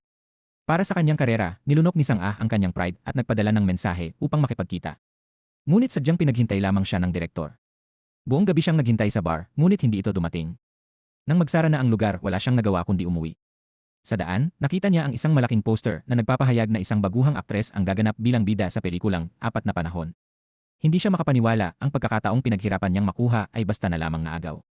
Sa oras na yon, si Jongwoo ay abala na sa pagkuha ng promotional photos at ang mismong babaeng direktor ang pumili sa kanya. Sa isang panayam, sinabi pa ni Jongwoo na si Sang-ah ang kanyang hinahangaang artista at umaasang makakatrabaho niya ito balang araw. Kalaunan, nalaman ni Sang-ah na dalawang pangunahing babae ang kailangan sa pelikula. Hindi nawala ang kanyang papel, isa lamang si Jongwoo sa mga pangunahing karakter. Nabasa rin ni Sang-ah ang balita tungkol sa kaso. Sa una, pinaghinalaan ng pulisya na ang pumatay kay Park ay isang babaeng nasa 20 taong gulang, ngunit kalaunan ay itinaman nila ito bilang isang lalaking nasa 30 taong gulang. Samantala, si Taesop ay nagsimulang magtanong-tanong sa pulisya tungkol sa kaso. Ayon sa kanila, nagkaroon ng pakikipagbuno ang biktima at ang salarin. Batay sa tela na natagpuan sa balat ng biktima, napag-alamang ang salarin ay nakasuot ng malaking sukat ng damit mula sa isang brand para sa matatangkad, kaya pinaghihinala ang lalaki ang pumatay. Nagpunta si Sang-ah sa campaign office upang kausapin si Taesop.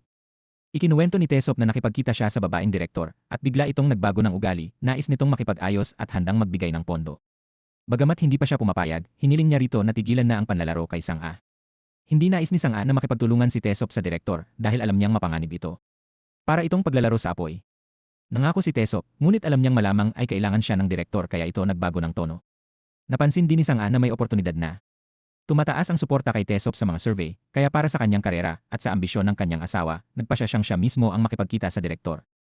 Ang dahilan ng biglaang pagbabago ng direktor ay dahil sa isang manghuhula. Pinili nito si Congressman Son bilang kandidato sa pagkapangulo. Ayon sa hula, maganda ang kapalaran nito sa politika, ngunit kulang sa biyaya ng mga ninuno, kaya kailangan nito ng isang taong tutulong upang makamit ang tagumpay. Nagkataong si Taesop ang taong iyon ayon sa kapalaran. Dahil dito, napilitan ang direktor na makipag-ayos. Nang malaman ito ni Sang-ah, agad siyang nagpunta sa golf course upang makipagkita. Doon, kausap ng direktor si Congressman Son. Medyo nag-aalangan ang kongresista sa mag-asawa, ngunit iginiit ng direktor na siya ang maglilinis ng pangalan ni Sang-ah.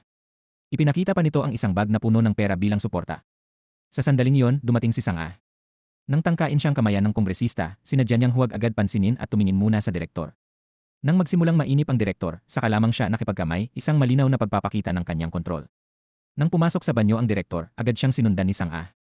Diretso niyang ibinunyag na alam niyang balak gamitin ang kanyang asawa. Ginamit niya ito bilang panakot at humiling kapalit nito, ang pangunahing papel sa pelikula at ang posisyon bilang endorser ng kumpanya upang maibalik ang kanyang nasirang imahe. Kapalit nito, papayag siyang hikayatin si Taesop na sumunod sa direktor. Naiinis ng husto ang babaeng direktor sa mapangahas na asal ni Song-ah, kaya sinadya nitong ihulog ang golf ball sa inidoro. Para sa kanyang karera, nilunok ni Song-ah ang kanyang pagkasuklam, inabot ang bola mula sa loob ng inidoro, nilinis ito, at ibinalik sa direktor. Kalmado pa niyang sinabi na kung hindi niya mapapapayag si Taesop, saka na lamang nito bawiin ang kanyang papel. Dahil sa matinding determinasyon ni Song-ah, napilitan ang direktor na umatras at tinanggap ang kanyang kondisyon na maging mukha ng advertising ng kumpanya. Sa patalastas, lumabas si Song-ah na may malaanghel na kagandahan, at sa isang iglap ay nabura ang lahat ng negatibong issue tungkol sa kanya. Kasabay ng paglabas ng advertisement at balitang siya ang napiling pangunahing aktres, sa loob lamang ng 2 araw ay biglang tumaas ang porsyento ng suporta kay Taesop. Sa panahong iyon, tumawag ang direktor kay Taesop at inutusan siyang magdesisyon isang araw bago ang halalan. Sa araw na iyon, isinama ni Taesop si Song-ah sa pangangampanya. Sa entablado, buong tapang siyang nagbigay ng inspirasyonal na talumpati at sumunod si Song-ah upang suportahan siya, magkatabing humarap sa media. Pareho nilang alam na mahirap pa ang tatahakin nilang landas, ngunit wala na silang atrasan. Nagkaisa silang ipaglaban ang kanilang ambisyon kahit ano pa ang kapalit. Dahil sa kanilang pagtutulungan, unti-unting nanguna si Taesop sa halalan, habang si Song-ah naman ay matagumpay na nakuha ang pangunahing papel. Dumalo si Song-ah sa script reading, ngunit napansin niyang ang isa pang pangunahing aktres, si Dongwoo, ay nakasuot ng matingkad na pulang damit at tila sinasadyang agawin ang atensyon. Dahil pareho silang bida, nagsimulang mamuo ang tensyon sa pagitan nila. Sa isang pribadong sandali, tinanong ni Song-ah si Dongwoo kung paano ito napalapit sa direktor at kung ano ang isinakripisyo nito para mapasok ang proyekto. Hindi sumagot si Dongwoo, bagkus ay sinadyang matapon ang alak na ibinuhos ni Song-ah. Ngunit sa harap ng kamera, parehong nagpakitang gilas ang dalawa, ginampanan ang papel bilang magkasintahang puno ng pag-ibig at puot. Sa eksena, naging matindi ang emosyon mula sa matinding paglalapit hanggang sa tangkang pananakit. Sa labas ng kamera, aliw na aliw ang direktor sa eksenang iyon. Dumating si Taesop sa set upang bisitahin ang asawa, ngunit nagkunwari siyang parang ngayon lang niya nakita si Dongwoo. Nakisabay din si Dongwoo at kumilos na parang estranghero lamang sila sa isa't isa. Para kay Tesop, tila hawak na niya ang panalo sa pelikula ng kanyang asawa at sa kanyang kampanya. Ngunit nagkaroon siya ng komprontasyon sa direktor at diretsahang tinanggihan ang alok nitong makipagtulungan. Binalaan siya ng direktor na kung masyado siyang magmadali, mas malaki ang magiging pagbagsak niya. Ngunit kumpiyansa si Tesop, sinabing may hawak siyang alas na hindi kayang talunin ng direktor. Ngumiti lamang ang direktor at sinabing may sarili rin siyang alas na kayang pabagsakin si Tesop anumang oras. Ang alas ni Tesop ay ang kalaban ni Congressman Son sa halalan, si Congressman Choi. Dahil sa pag-angat ni Tesop, nais na rin siyang makipag-alyansa ng executive director ng We Group upang pabagsakin ang direktor. Ibinigay ng executive director kay Tesop ang isang dokumento na nagpapakita na ang pelikulang Four Seasons ay may budget na 30 bilyon, ngunit ang tunay na gastos ay 10 bilyon lamang. Ang natitirang 20 bilyon ay pinaghihinalaang ginamit bilang pondo ni Congressman Son. Ibig sabihin, ginagamit ang pelikula bilang paraan ng money laundering para sa kampanya. Iminungkahi ng executive director na gamitin ito laban sa direktor, ngunit tumanggi si Tesop dahil ayaw niyang madamay ang pelikula ng kanyang asawa. Sa halip, naghanda siya ng ibang plano. Ipinakiusap niya sa executive director na ayusin ang isang pagpupulong kay Congressman Choi. Sa pagpupulong, ibinahagi ni Tesop ang isang mahalagang impormasyon. Kamakailan, si Director John ang namamahala sa lihim na pondo ni Congressman Son.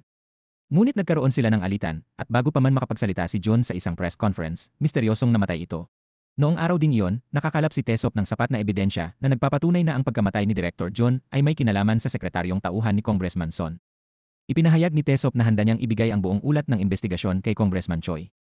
Kapalit nito, kailangan siyang buong pusong suportahan ni Choi sa halalan at tiyaking bibigyan siya ng posisyon sa Blue House sakaling manalo ito.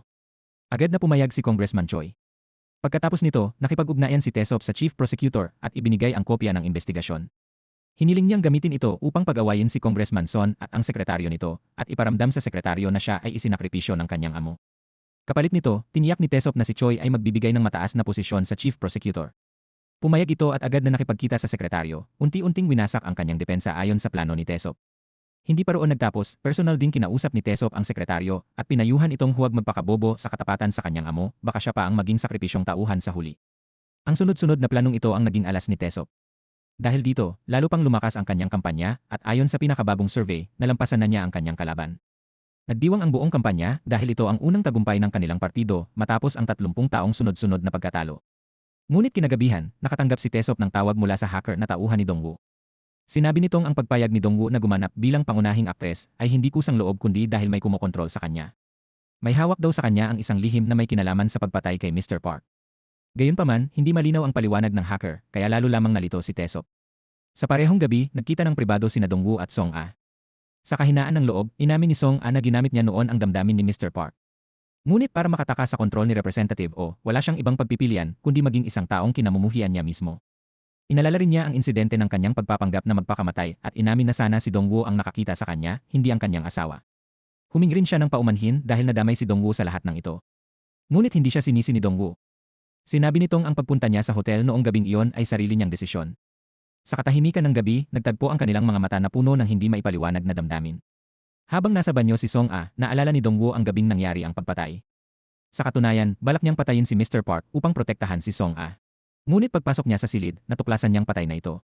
Nang makita niya ang CCTV sa pasilyo, napagtanto niyang siya ang maaaring gawing scapegoat.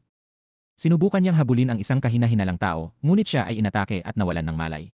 Pagkagising niya, nakatari siya sa loob ng kotse at nasa harap niya si Reporter Choi. Pinilit niyang ipaliwanag na wala siyang kinalaman sa krimen, ngunit mumiti lamang si Choi at sinabing hindi mahalaga ang katotohanan, ang mahalaga ay kung ano ang naitala ng kamera. Mula noon, naging sunod-sunuran si Dongwoo sa kontrol ni Choi at ng babaeng direktor. Pagbalik sa kasalukuyan, unti-unting hinubad ni Dongwoo ang kanyang damit at lumapit si Song-a at niyakap siya. Sa katahimikan, nagkaunawaan sila ng hindi na kailangan ng salita. Sa harap ng publiko, si Song-a at ang kanyang asawa ay patuloy na nagpapakita ng matatag na relasyon sa mga panayam, ipinapahayag ang kanilang suporta sa isa't isa. Ngunit sa likod nito, lihim na nakipagkita si Tesop sa hacker upang alamin ang katotohanan tungkol kay Dongwoo. Inilahad ng hacker ang lahat na si Dongwoo ay binabantaan ni Reporter Choi at kontrolado ng direktor. Kung hindi siya susunod, siya ang ituturing na pumatay kay Mr. Park. Nakiusap ang hacker kay Tesop na tulungan si Dongwoo at binanggit na si Reporter Choi ay madalas nakapaligid sa set ng pelikula. Naunawaan ni Tesop ang bigat ng sitwasyon. Para sa kanya, si Dongwoo ay parang isang nakatagong bomba na itinanim ng direktor, isang banta na maaaring sumabog anumang oras. Sa isang banda, ginamit siya ng babaeng direktor upang durugin ang dignidad ni Song-a hanggang sa pinakailalim. Sa kabilang banda, kung hindi maayos na maayos ang sitwasyon, kapag nahuli si Dongwoo dahil sa kasong pagpatay, hindi rin makakaiwas si Tesop sa pagkakadawit. Matapos timbangin ang lahat, agad na nakipag-ugnayan si Tesop sa kanyang campaign team. Ipinagbigay alam ng mga tauhan na ang We Group ay naglalabas ng napakalaking pondo para sa mga advertisement at sa pelikula ni Song A. Nang matiyak niyang maayos ang takbo ng shooting ng kanyang asawa, saka lamang siya nakipagkita kay Director Jong Wook. Ipinahayag ni Director Jong Wook na balak ilabas ng babaeng direktor ang kanyang alas sa mismong araw ng halalan. Dahil wala nang atrasan, nagpa siya si Taesop na harapin ito ng direkta. Plano niyang ilabas din sa araw ng halalan ang lahat ng ebidensya laban kay Congressman Son tungkol sa pag-uudyok ng pagpatay. Binalaan siya ni Director Jong Wook na napakapanganib ng planong ito, ngunit handa na si Taesop na isugal ang lahat. Isang araw bago ang halalan, ibinigay ni Taesop ang lahat ng ebidensya sa isang pinagkakatiwalaang mamamahayag. Sa araw ng botohan, sa tamang oras, sinenyasan niya si Director Jong Wook at ipinakalat ang balita. Sabay-sabay ding inilabas ng network ni Director Jong Wook ang mga video na naglalantad sa mga krimen ni Congressman Son. Habang mabilis na kumakalat ang mga video, inakala ni Taesop na hawak na niya ang tagumpay. Ngunit ang alas ng babaeng direktor ang naging tunay na mapaminsalang dago. Inutusan nito si reporter Choi na ilabas ang isang video. Laking gulat ng lahat sa campaign office nang makita ang nilalaman, isang lantad at sensitibong video ni Song A kasama ang ibang lalaki. Matapos kumalat ang video, tuluyang bumagsak si Taesop. Pinatawag siya ng partido upang magpaliwanag at bumaligtad ang opinyon ng publiko. Natalo siya sa halalan, habang ang mga taong dati sumusuporta sa kanya ay nagbanta at naningil ng utang. Pag-uwi niya, hinarap niya si Song A at humingi ng paliwanag. Hindi ito nagdahilan at humingi lamang ng paumanhin. Ngunit hindi rin niya tinanggap ang buong sisi. Para sa kanya, siya rin ay ginamit lamang at hindi siya binalaan ng kanyang asawa noong may nangyaring issue sa buwis dati. Hinila niya si Taesop at hiniling na pumunta sila sa babaeng direktor upang humingi ng tawad. Para sa kanya, ang lahat ng ito ay dahil sa pride ni Taesop. Nagalit si Taesop at sumigaw, sinabing lahat ng ginawa niya ay hindi lang para sa sarili kundi para sa kanilang dalawa. Pakiramdam niya siya ang nagbayad ng pinakamalaking presyo. Nang hindi pa rin yumuko si Song A, nawalan ng kontrol si Taesop at sinubukang pilitin siya, ngunit lumaban si Song A at itinulak siya palayo. Sa sukdulang galit at pagod, sumigaw si Taesop na kung nawala na ang lahat, mas mabuti pang mamatay na lang silang dalawa. Matapos ang matinding pagtatalo, naiwan si Song A na mag-isa sa bahay, umiiyak. Bigla niyang napansin na may drone na kumukuha sa kanya, kaya dali-dali siyang nagtago sa isang sulok, nanginginig sa takot. Samantala, si Taesop ay nasa elevator at nakita ang video ng masayang sandali nila ni Song A noong bagong kasal pa sila. Ngayon, lahat ng iyon ay naglaho na. Sa kabila ng lahat, pumunta siya sa kanyang mga superior sa partido at lumuhod, nagmakaawa at nagsinungaling na peke ang video. Ngunit huli na ang lahat, pinatalsik siya sa partido at napilitang umatras sa halalan.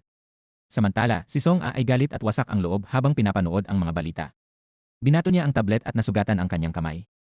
Dumating ang kapatid ni Taesop, ginamot siya, ngunit hindi siya pinagalitan. Sa halip, pinayuhan siyang magpakatatag at huwag gumawa ng padalos-dalos na desisyon. Nagluto pa ito ng sopas para kay Song A, iyon pala ang kanyang kaarawan. Dahil sa kabutihan ng kanyang hipag, tuluyan na siyang napaiyak. Sa kabilang banda, si Taesop ay nagmamaneho, puno ng desperasyon at nais ng wakasan ang lahat. Ngunit nang may sasakyang papalapit, likas niyang iniwas ang manibela na para bang hindi pa rin siya handang sumuko sa buhay. Hindi pa rin gustong mamatay ni Taesop. Ayaw niyang tanggapin ang pagkatalo sa ganitong paraan. Sa sandaling iyon, tumawag ang babaeng direktor, ang huling pagkakataon niyang kumapit sa pag-asa. Agad siyang nagmaneho papunta sa hotel kung saan ito naroon. Habang naglalakad sa pasilyo, tila nakita niya ang sarili niyang anyo noong dati pa, isang batang prosecutor na puno ng sigasig at handang ilantad ang iskandalo ng babaeng mayor. Ngunit ngayon, nagsimula siyang nagsisi na pumasok siya sa landas na iyon. Kinutya siya ng babaeng direktor at sinabing hindi siya nabigo dahil sa paglalantad ng mayor o pakikipagtulungan kay Director Jong Wook, kundi dahil sa maling desisyon mula sa simula ang pakasalan si Song A. Binuksan nito ang pinto ng silid at ipinahiwatig na yon na ang huling pagkakataon ni Taesop.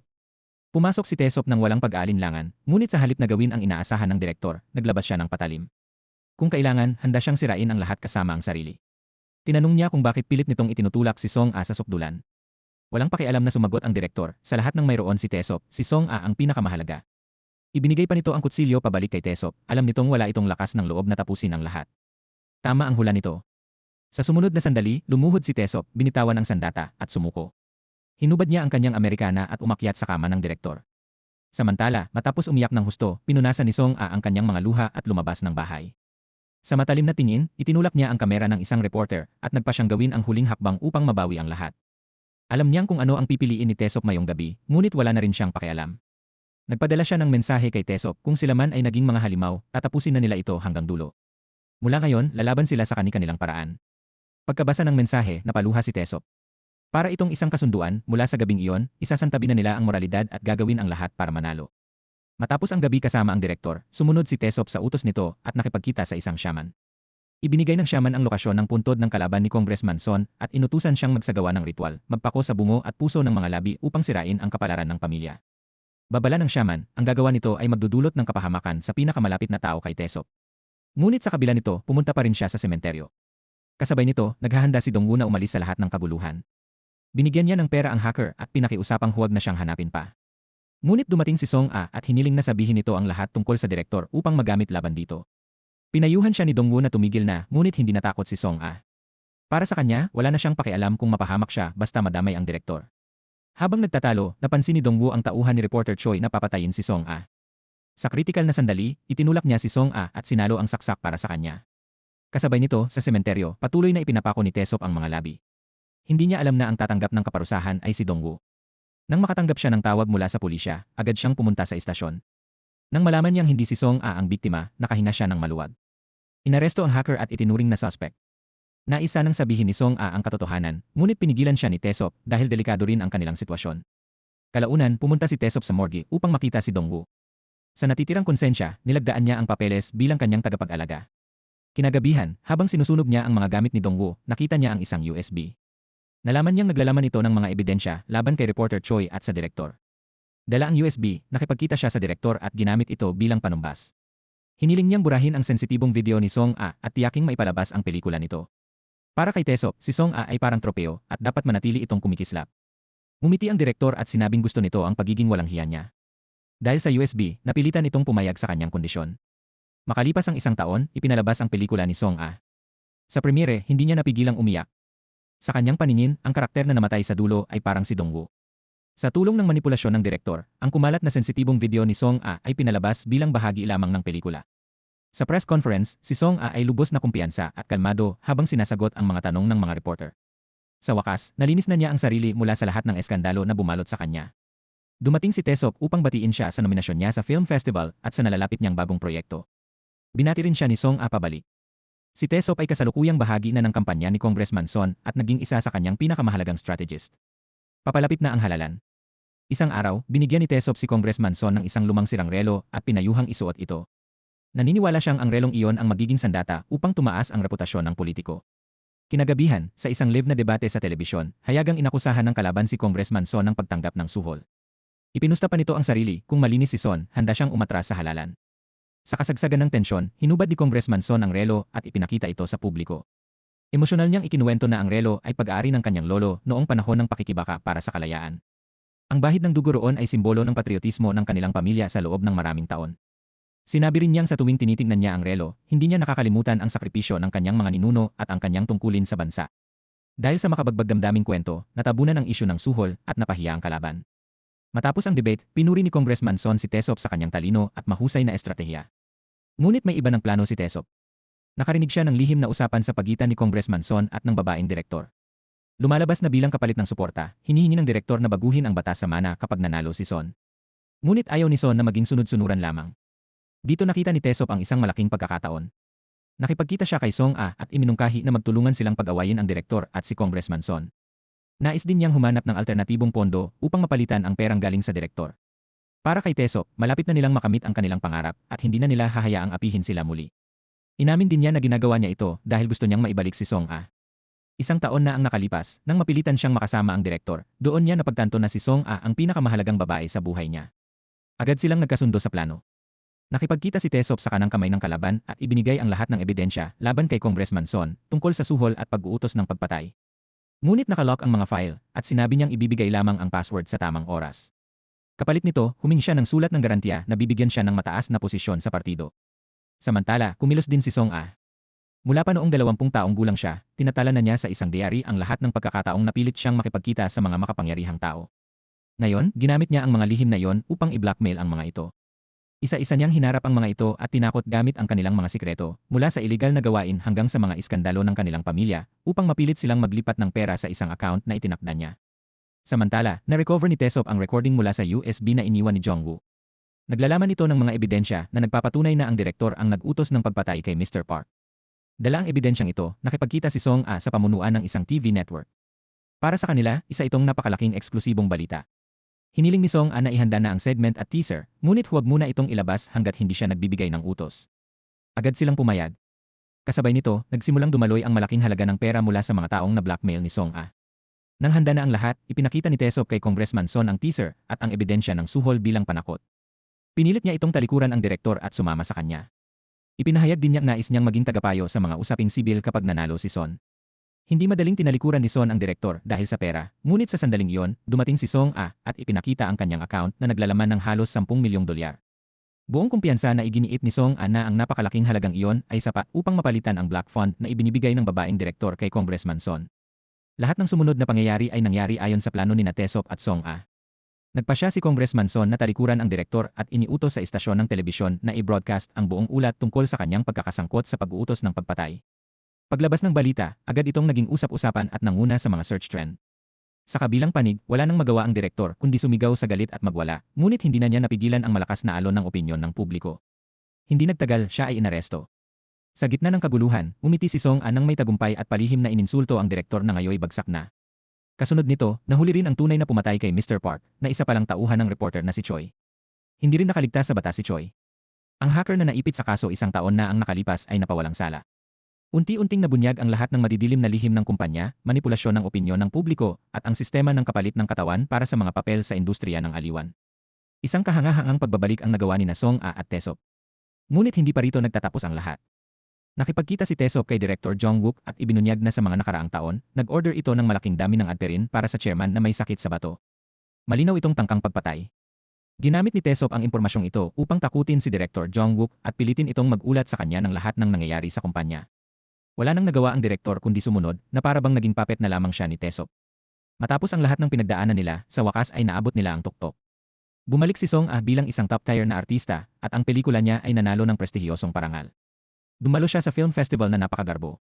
Samantala, si Congressman Son ay naging pangulo at si Tesop ay pumasok sa Blue House bilang kanyang pangunahing tagapayo. Magkaiba man ang kanilang landas, pareho silang umakyat sa rurok ng kapangyarihan. Ang mga taong minsang umapi at kumontrol sa kanila ay naging bahagi na lamang ng kanilang tabumpay. Sa awarding ceremony para sa Best Actress, tila nakita ni Song A si Jong Woo sa audience, binabati siya sa kanyang tabumpay. Sa Blue House, eksaktong binigkas ng Pangulo ang talumpating isinulat ni Tesop. Siya na ngayon ang tunay na utak sa likod ng kapangyarihan. Di nagtagal, nagsimula si Tesop na tumakbo bilang mayor at nanguna sa survey. Ngunit biglang nagbago ang sitwasyon nang gumaling ang chairman. Bumalik si Director Jong Wook sa likod ng eksena. Para kay Tesop, hindi ito magandang balita. Samantala, nakatanggap si Song A ng tawag mula sa direktor na nakakulong na nagsabing malapit na itong makalaya at muli silang magkikita. Dahil sa matinding pressure, uminom ng gamot si Song A at nawalan ng malay sa banyo. Pumasok si Tesop, itinapon ang kwintas na may laman na gamot sa inidoro at sinubukang gisingin siya. Nang magkamalay si Song A, litong-lito siya at tinanong kung nasaan siya, kung ito ba ay impyerno. Sa luha ang mga mata, inamin ni Tesop na ito nga ang impyerno. Ngunit matapos punasan ng luha, hinawakan niya ang kamay ni Song A. Magkasama silang umakyat sa entablado ng kampanya, patungo sa mundong parehong sumira at humubog sa kanila. Sa huli, ang pinakamasaklap na impyerno ay hindi ang kawalan ng liwanag, kundi ang lugar na puno ng kinang ng kapangyarihan at pagnanasa, kung saan kusang ibinibigay ng tao ang kanyang kaluluwa. Alam ni Song A at Tesop na sila ay papasok sa apoy, ngunit mas pinili nilang maging mga pinunong sugatan kaysa maging malinis ngunit mahihinang biktima. Ang kapangyarihan ay parang matamis na lason, sinisira nito ang pagkatao, ngunit hinuhubog ang pinakamalakas na bersyon ng sarili ng mga taong handang lumaban hanggang dulo. At dito nagtatapos ang ating serye. Maraming salamat sa panonood, hanggang sa muli.